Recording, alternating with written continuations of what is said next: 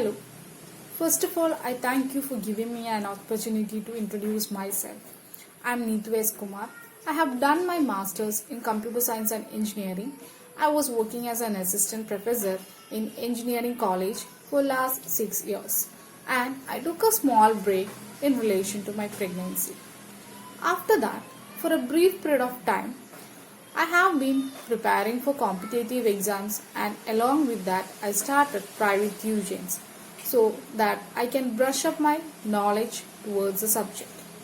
I have a good passion towards teaching, and with my experience in teaching I have learned how to plan and organize lessons effectively.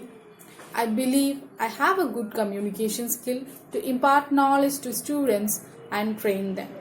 I have good positive outlook and am adaptive to any type of circumstances. I consider teaching as a noble profession that shapes the character, caliber and future of an individual. And I believe teachers are the most responsible and important members of a society because their professional efforts affect every people in one way or another. Thank you.